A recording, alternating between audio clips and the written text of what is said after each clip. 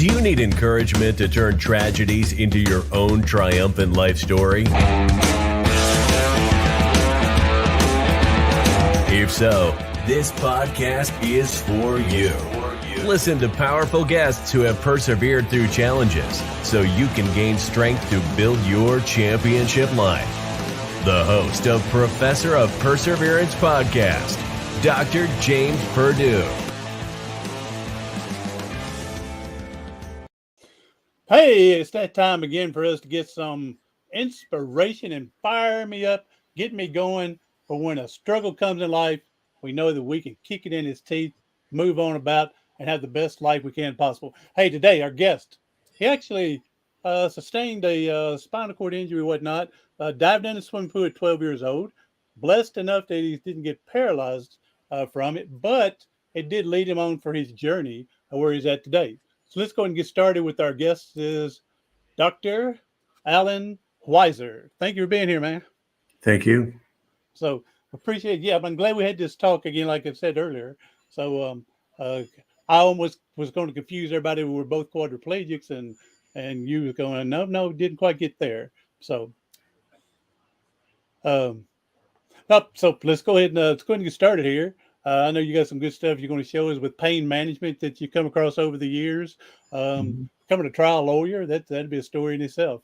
So if you want to go ahead and pick us up, put us where you think is best for us to begin, and we'll follow through. Okay, so just to orient people, I'm a clinical psychologist. I live in Seattle, although I grew up in New York, spent most of my life there till the late 90s. And then before that, I was a criminal trial attorney. And so I've worked as a psychologist since around the late 80s. And initially, my work was with the chronically mentally ill.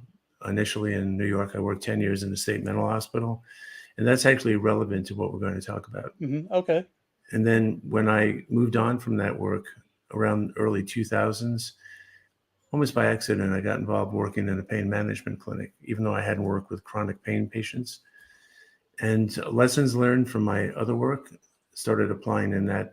And over the last 20 years and about 2,000 patients, this evolved into an approach to help people. I don't really like the word chronic. I prefer the word persistent. Mm-hmm. Chronic sounds too much like a life sentence. Yes. So there are lots of conditions that persist and can persist with great impact, right? Exactly. So, we work with people who are chronically mentally ill, who are locked up in a state hospital. I began to understand that you have to really look at treating the person's life, that just treating the disease is not enough. All right. So I'll come back around to that. Now, the personal connection to this started, as you mentioned, when I was 12 and a half. Mm-hmm. So picture I'm a headstrong kid who wants to figure out things for himself, kind of fearless. Great, That's right? Invincible. Absolutely. Who isn't, right? That's right. So I decided to learn how to do a backflip on a diving board. I was into swimming. I thought that would be cool, right? Did you know when you do a backflip on a diving board, you're supposed to dive out, not straight up? Yeah, that's right. Yeah, I found out the hard way. I came down on the board. I broke my neck. Now, the part about the quadriplegic where it might have been a bit confusing in my data for you, I'm taken to the hospital. I know my neck's broken, right? And I'm in my hospital bed. They put a cast on my neck. I have no idea, where I'm at or what's going on. The doctor walks in, and it's still a long time ago, and he says, if you don't die and you're not paralyzed, you will be a cripple for the rest of your life, right? I'm 12 and a half, mm-hmm. Right? I was calling friends to say goodbye. So, good news, it didn't kill me, and it didn't paralyze me, but that had me in the hospital. Were you, let me ask a question, were you able to continue moving your limbs? Oh, yeah. Even though so it really wasn't the spinal cord damage, it was just the bone was broke. Okay. Yeah, no, that didn't happen, but I was confined to the bed, and I had to wear a cast and then a brace. So I couldn't stand being in the hospital. They could have kept me there for months. This is a way back, this is the way they treated things like this at that time. So they sent me home, but the catch was that I had to be on my back in a bed for over a year. I wasn't allowed to get out of bed or even to sit up.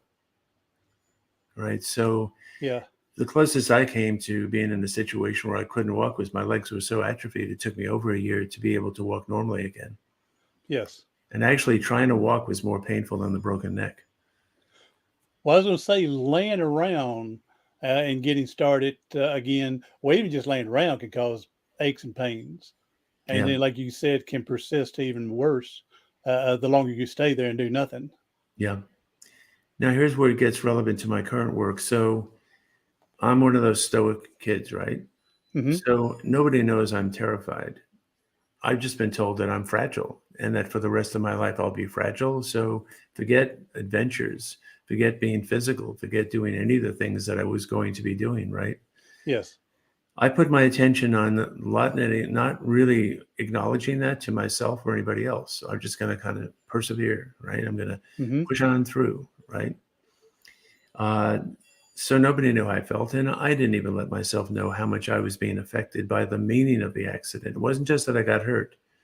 When you're that age and you're the way I was, the conclusion I came to, which it took me years to understand, was I decided that I really wasn't competent to take risk. It wrecked my confidence, so much so that I almost flunked out of high school. Hmm. Right now, I have 2 PhDs, so obviously I should have been able to get through high school, right? So there I am, thinking a lot less of myself, not really understanding because I didn't connect to the impact of the injury existentially. Hmm. Fortunately for me, in my junior year, I run into a teacher who I really liked. He was young, he was funny, he was really entertaining. My chemistry teacher, no less, right? So I'm doing my usual best and failing his class. It's about 2/3 of the way through the year. And he Hmm. goes like, calls me and he goes like, why are you failing my class? You're a smart guy. And I go, it was a funny conversation.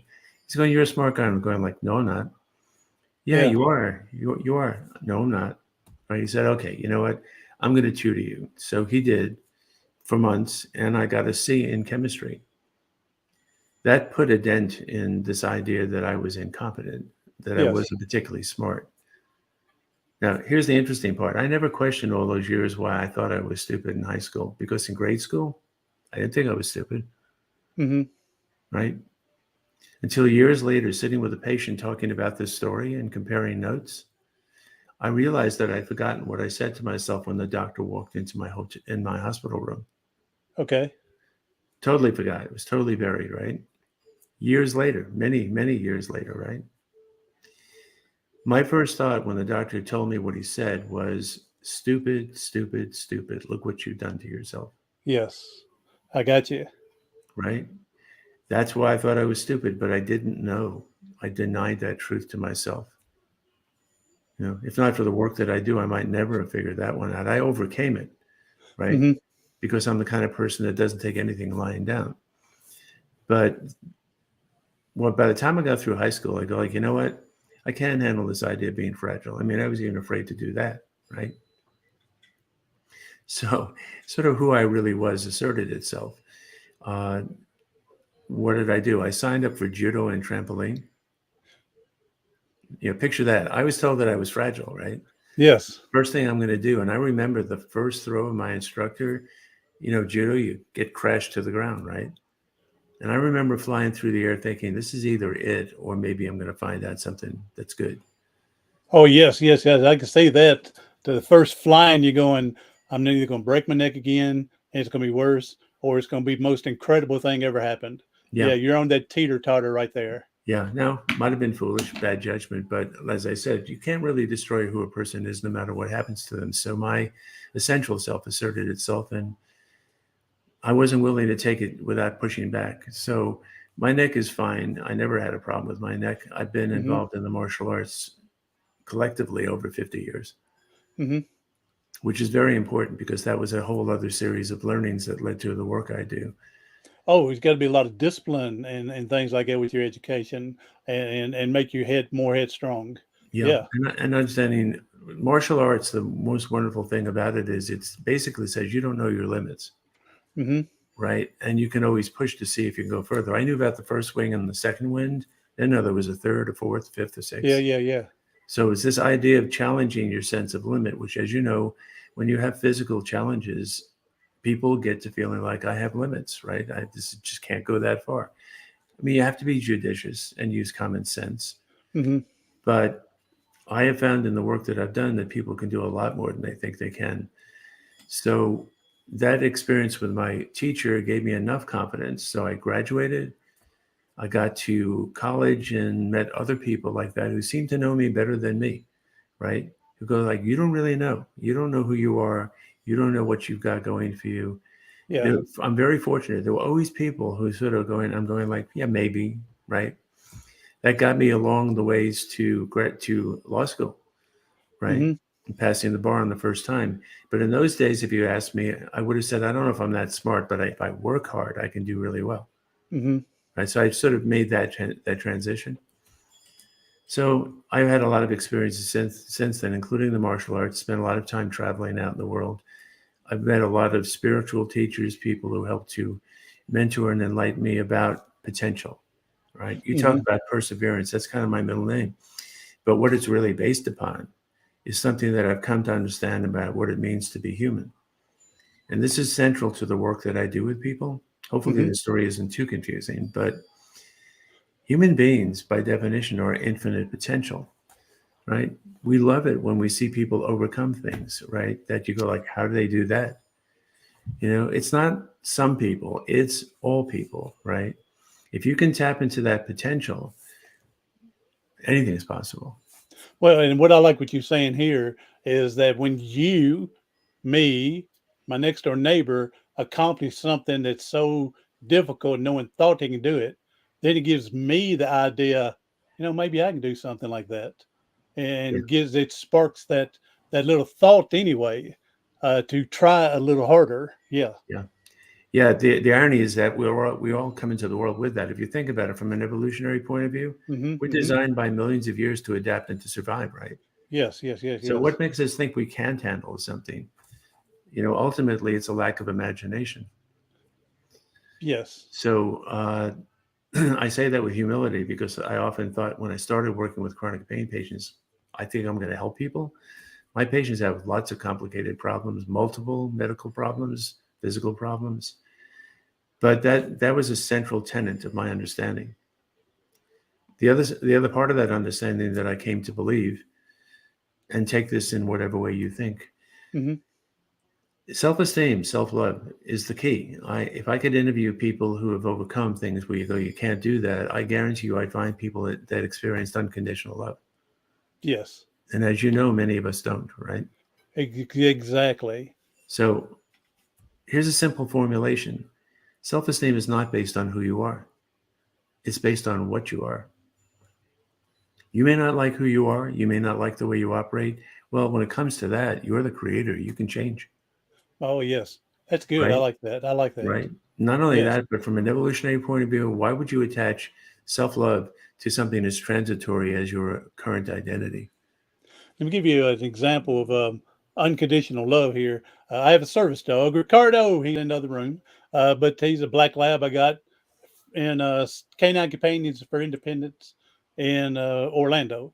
And so, but part of his training, he was actually in a prison system, and the prisoner got to work with him. Uh-huh. Now, I got to see a documentary on TV years ago before I got my service dog. And I remember seeing they were showing how these prisoners were working with these dogs to help people like me and other people. And it was time to give that dog up to go to the next level, Mm. to get to the next training. Right. And you wouldn't believe these men crying, giving that dog up, and it's not being selfish to hold it because they wanted to help, but they come back and said, that dog gave them the unconditional love they never got from their parents. Yeah. And yeah, Absolutely true. Yeah, yeah, absolutely. It's one of the reasons why people love animals, right? yes. From my point of view, we're all here for each other, and that includes the animals and the trees and the flowers and the birds. And the You know, bees it's and it's oh, it's a song, isn't it? yeah. I mean, it's tragic that the human race causes so much damage to itself, not understanding. If you and I had decided to create an environment for human existence, could we have done a better job than creating this planet? Well, would like to say we could maybe have a better an attempt at some of the stuff that goes on today. But you know, who knows? Maybe when I was young and dumb, what I would have done. Yeah, I think that animals are in alignment with this idea of connectivity and joining together in potential, and they're attracted to that potential, and they don't have all of the things that get in the way of people really connecting with each other. Well, I've told other people we're the smartest creatures here on earth, but we do the stupidest stuff. Yeah, You well, know, yeah, and we're the most creative and intelligent, supposedly. Yeah, and we overthink and make things too complicated, and yeah. yeah. So as I said, working with the chronic mentally ill patients, I'm going like these people are institutionalized, they're psychotic. You know, many of them hadn't had a real life for a long time, and I'm going like, what am I supposed to do with that? Hmm. I already sort of was aware of this way of thinking about things, right? I was much more interested in not what happens, but what does it mean? Hmm. This is where people miss a lot of important information. Let's say you tell me you lost a job.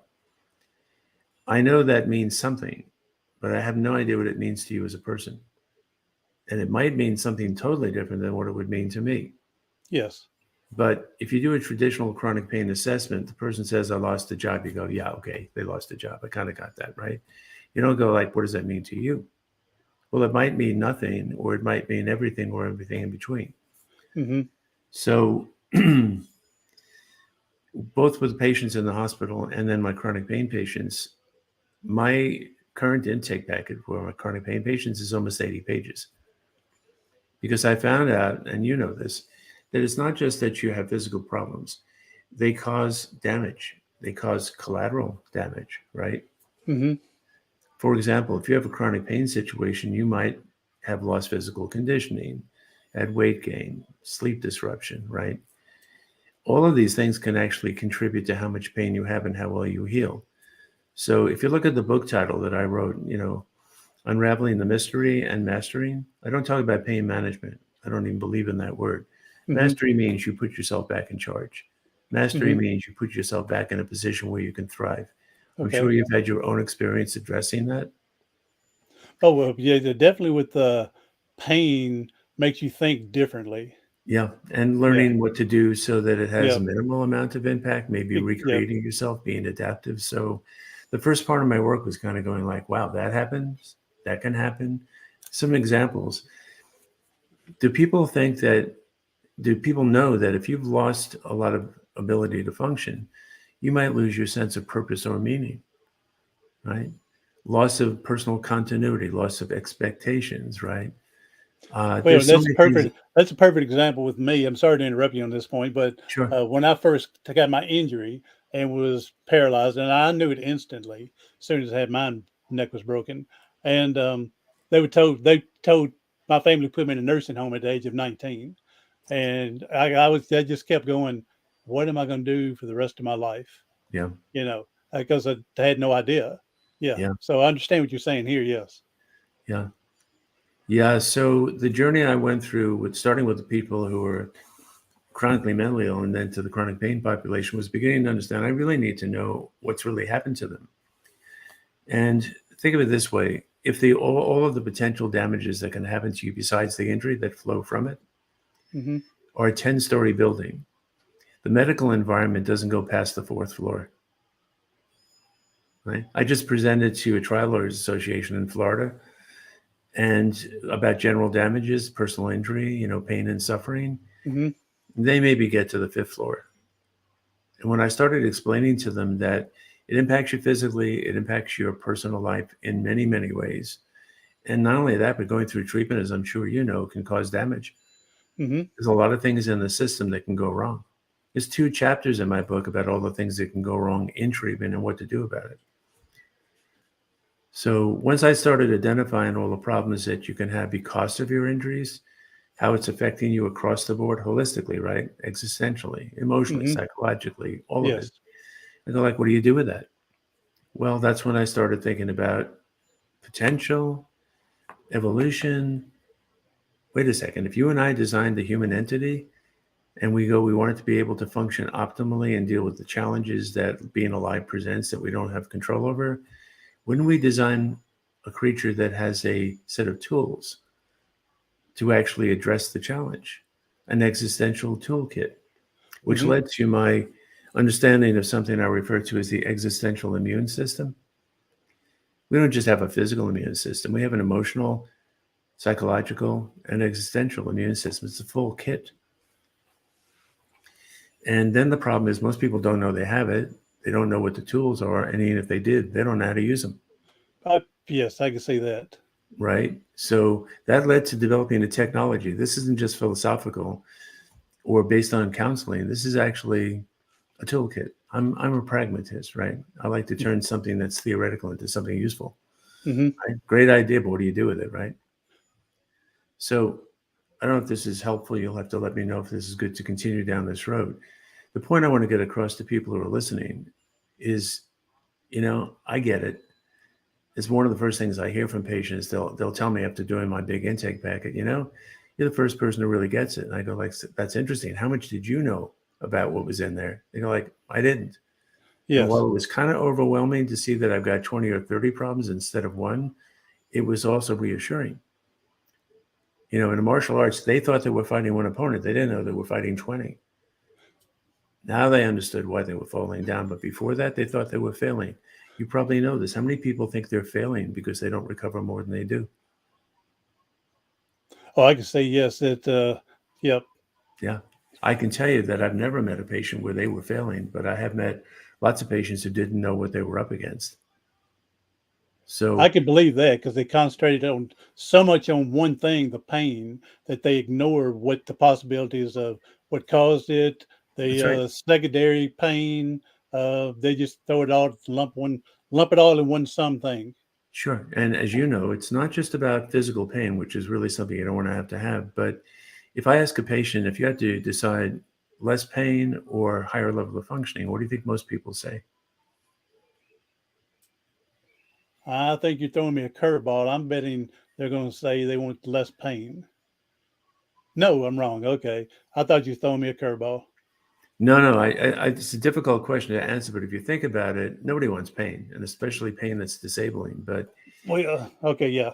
But if you, and I'm sure you've addressed this yourself. If you don't feel like you can function, all right, that you can have an impact, that you can be Hmm. in the world, that's more devastating than it really hurts. I guess what I should have asked you when you said less pain or be more functional, I should have said, what are you talking about on less pain? 10%, all of it.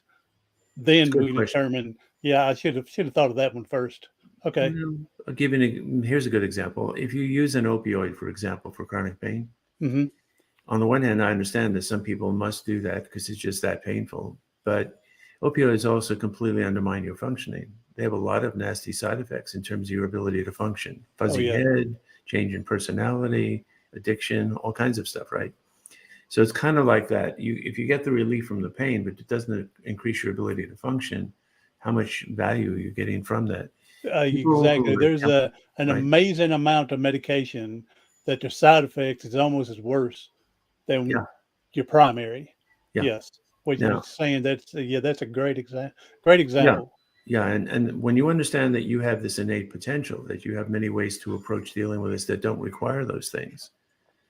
I like ways of coping that are cheap and replenishable and don't cause any side effects, right? Hmm. So the second stage of the evolution of what I do was what is the existential immune system? What are those elements, right? What are the tools? So I won't give you questions that nobody could actually answer. But one of the first questions was, okay, I see that my patients have a lot of anxiety and anger, right? Not surprising.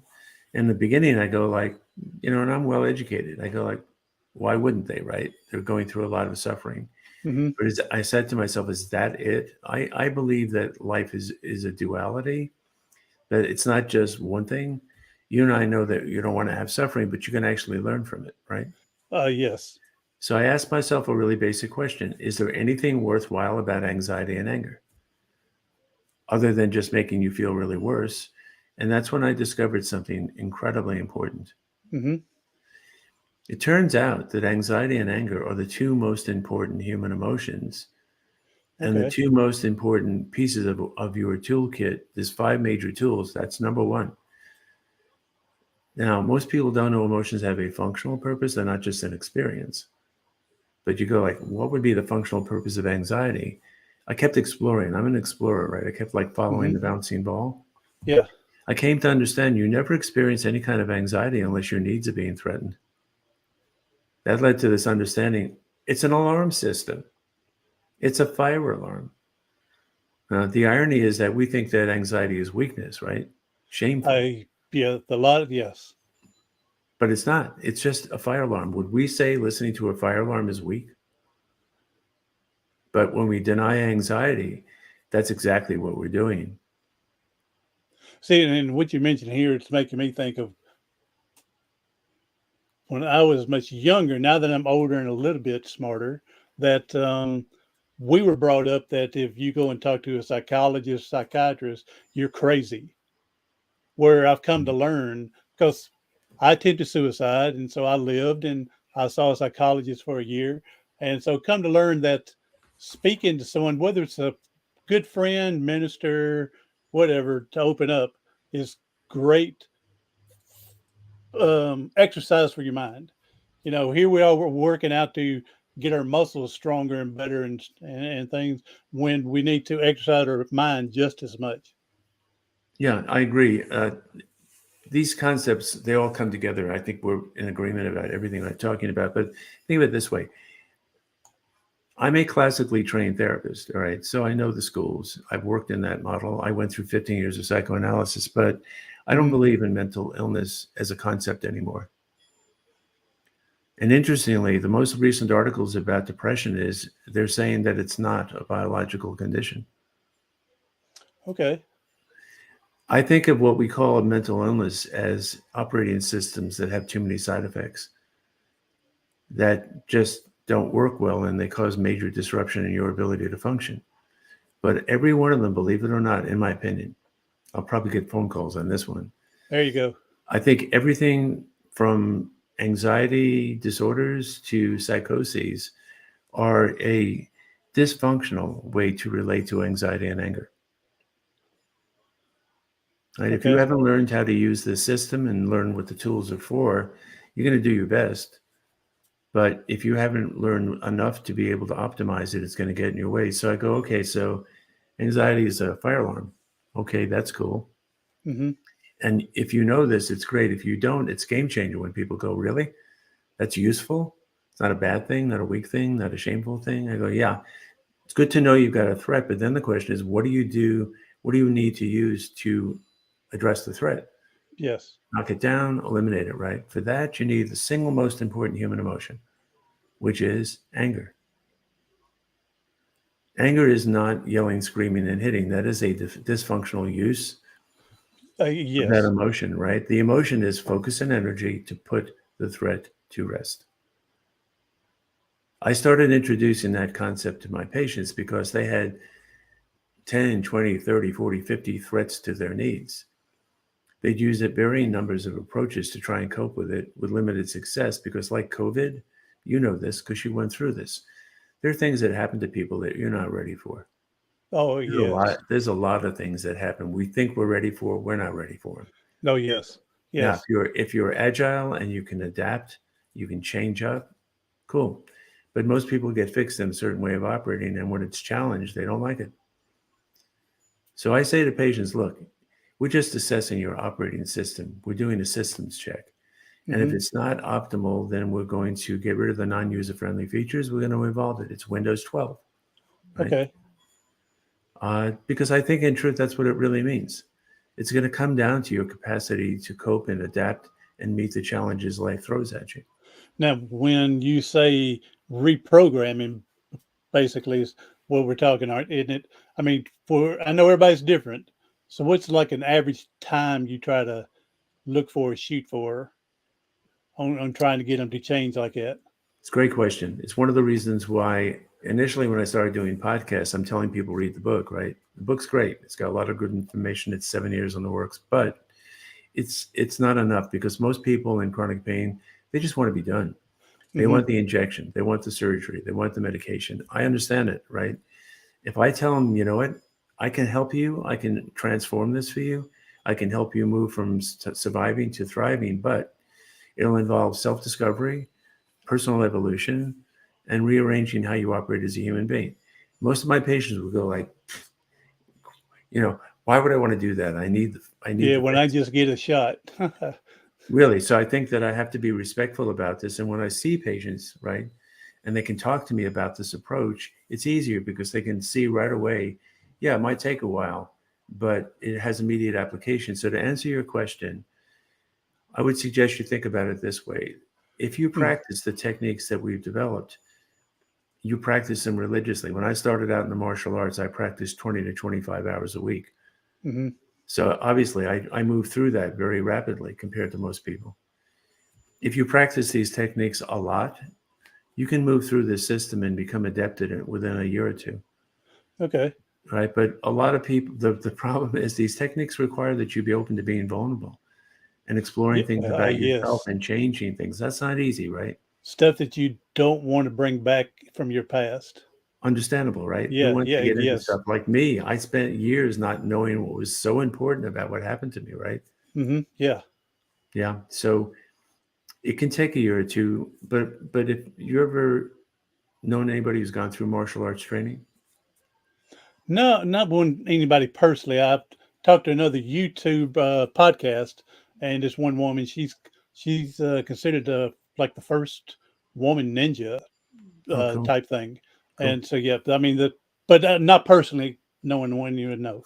Yeah. So you're familiar with the belt system, right? There's different belts Yep, I depending do on know. your I do skill. that. Yes, I know Yeah. that. So picture what I'm talking about as an existential martial art. So the minute you walk in my dojo, you already know more than you did before, right? Yeah. You're observing other people doing stuff you don't know, right? You're starting to be shown things, right? Very fundamental, very basic, but Hmm. you're already a step at. Then you get into that and you start acquiring those fundamental understandings and a little bit of skill. You move into yellow belt. Now you're beginning to kind of go, that's a punch, that's a kick, that's a block. I kind of know what they are. I'm starting to really work on honing those, turning them into muscle memory. And when you've done that with all your basics, you're at a green belt level. Now you can do it without having to think about it, right? But every step along the way, you are further along than you were. You don't have to Hmm. wait to get to the benefit, right? Yes. Now, if you keep working at it really hard, the next level is brown belt. And brown belt, that's when you take the power and you put it into the technique, right? So now you're further along in that progress. And then you go for black belt, and that gets you to, certain mastery and finesse. My point in answer to your question is it doesn't take that long if people get it or get comfortable with it or able to get into it and are willing to commit to practicing. But to be respectful with people, I'm going to tell you to change the way you operate. I'm going to tell you to throw away the system you developed to be able to Hmm. feel safe in the world. Why in the world would you do that? It's going to take time to look at it, take it out Yeah. for Oh, a yeah. test drive, Yes. right? So I Yes. think a lot of it, and some of my patients are ready to roll. They've Well, done and the some of them are. preliminary. Some of them. I'm sorry to interrupt, but some of them are. Even though it's painful with they're involved with what's going on in the situation, Yeah. they're comfortable in the boat. Yeah. But I've also got people who come into it who are so, like you said earlier, that they think being in therapy is shameful, Yeah. right? They think it's a sign of weakness. So Hmm. the And it's same not, model, people. I learned that firsthand. That yeah, is not. If you seek some type of counseling, it's only to get you stronger and better. yeah. So the good news is that I've dealt with people being resistant to treatment in many different venues and styles of treatment. Hmm. This this technology cuts through it.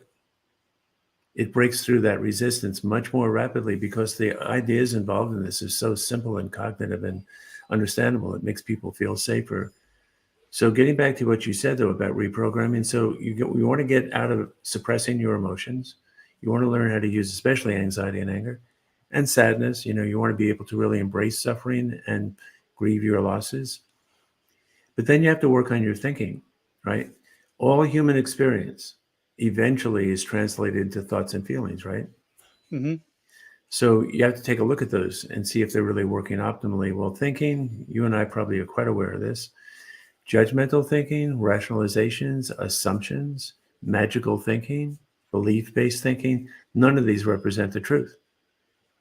Now, you look at our society and we are toxic with this kind of thinking. Oh, And it yes. doesn't matter what side of the equation you're on, that kind of thinking does not produce empowerment. Yes. So the other approach to helping people change the way they operate is to take a look at that, see if they've got any glitches. Often people have belief systems like perfectionism, the need for approval, right? Yes. Self-blame. Those are flaws in the system, right? That's the ghost in the machine. Those are the viruses that are part of your operating system you're not aware of. And you don't even know that's not you. That's just programming. Yes. So we start challenging thinking. We challenge how a person operates emotionally. We get into conflict resolution. Getting back to what you said, you can get to that connectivity with people no matter what's happened to you if you know how to resolve your differences. But in our society, how many people have been taught how to do that successfully? Oh yeah. I'm worried about our younger folks today. Yeah, me too. And then you move on to how do you resolve your own internal conflicts? We often have conflicting needs. And more importantly, how do you understand how the way you operate came into existence? Right? A lot of people go like, why do we have to look at my childhood again? I go like, we're not going to look at it the way you looked at it. Right? You could tell me my mother used to get angry with me when I did something she didn't like. I go, okay, that's an event, Mm-hmm. important. But my question is, how did you interpret her behavior? Oh, well, I thought I must be bad. That's the meaning part, Mm-hmm. right? A parent who's perfectionistic, right? They think they're just trying to help you do things really well, right? But if you're the child, you may experience it as no matter what I do, it's never good enough. Mm-hmm. So these beliefs are evolved in childhood. A lot of it's completely unknown. The parents don't know, the kids don't know. You wake up at age 15 or 20, you go like, what's going on here? I'm having a hard time loving myself. I'm having a hard time getting along with people, getting good relationships. So this system challenges all of those foundational principles. Mm-hmm. It looks to optimize how well you can make use of those thoughts and feelings. It raises your awareness, right? Uh, if you feel anxious, what's the difference between saying, I'm anxious, I wonder why I am, or saying, I'm feeling anxious, my needs must be threatened, what need is threatened? You see the difference, Mm-hmm. right? But people don't know that. They don't even want it. They want to get rid of it. Go away. Don't bother Yeah. me. So I don't want to keep doing sort of a lecture on this. Am I Well, addressing your it's question? been very interesting to me. I've thoroughly enjoyed this. So uh, bring back some thoughts of mine and everything, and for my past, just listening and little 2 cents I'm able to throw in here. So Yeah, look, I know in the work you've done and the people you've had on, there's a lot of approaches to this. I'm not unique in that. What I like about it is if it was a martial art, it would be one of the most efficient. mm-hmm. They all work, right? But I like systems that are efficient, effective, don't require a lot of energy. And as you know, if you're suffering with physical pain or emotional suffering, it takes a lot of energy out of you.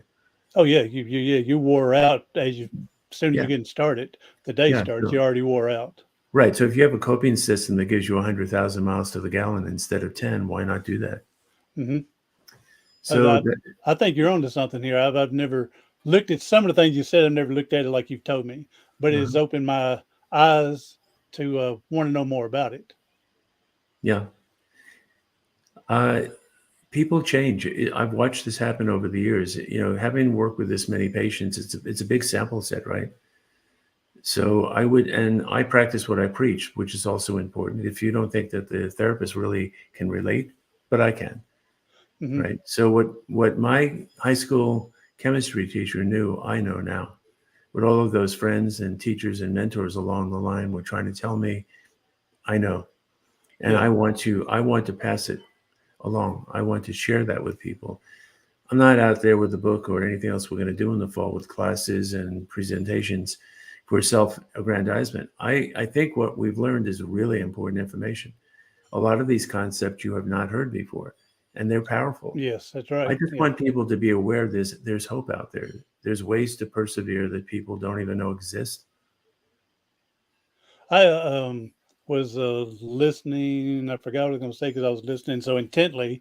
But I'll go back to this other one. That I'm glad you had a teacher that thought that much of you, giving you that little push to know you're smarter than what you're putting out. Um, when I had my injury, Yeah. one teacher of all my teachers I had, one teacher came to the hospital to see me. And uh, about 30 years later, I was able to find her and thank her for coming to the hospital to see me. And Yeah. she was an English teacher. I gave her a copy of my book I wrote because when I was a sophomore, I failed half her school year. And so here I am. She was an English teacher. So here I am handing her a book that I wrote. And Right. she and others had told me I was smarter than I was putting out. But when she came to the hospital, me paralyzed, and she was the only one to come, felt so special. And again, I'm glad 30 years later I was able to find her to thank her for that. So Yeah. this chemistry teacher, uh, you're just blessed to have him think that much of you.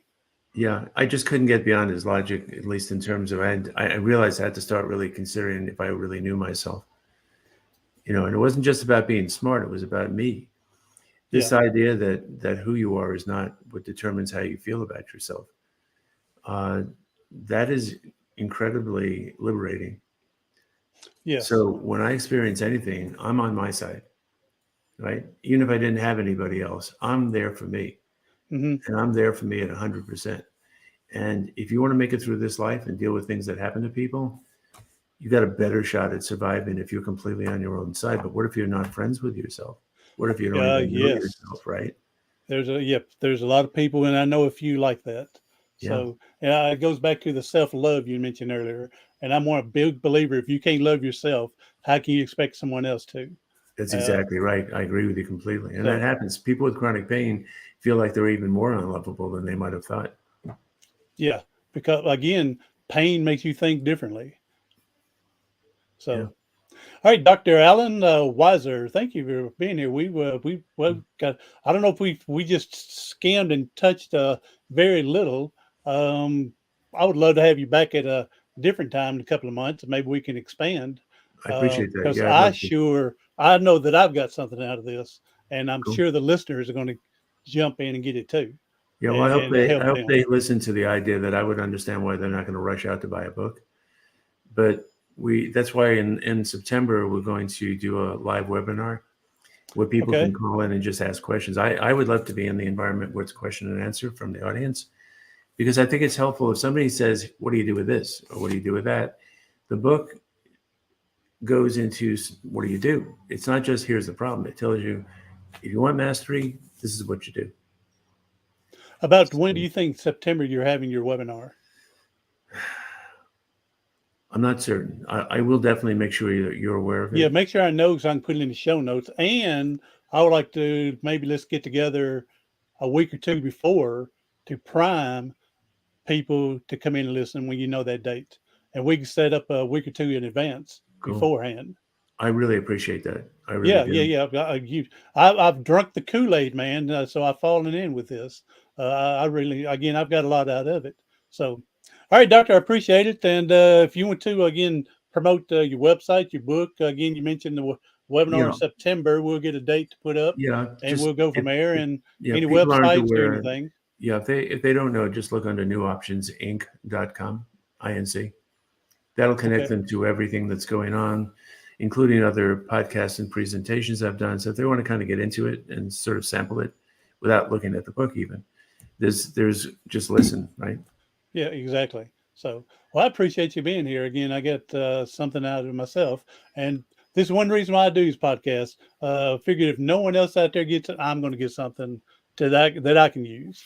Yeah. And so I just hope and believe that there's other people out there that are hanging in there with us and getting some. So, anyone else, hey, someone that's struggling physically, mentally, emotionally, spiritually, have them listen to this podcast. Be sure to share it. So, Cool. Dr. Weiser, thank you for being on here. Let me ask one more thing of you. That Sure. well, again, we know that there's people hurting and struggling today, and if you can leave us with a positive message to help them get through today, that'd be awesome.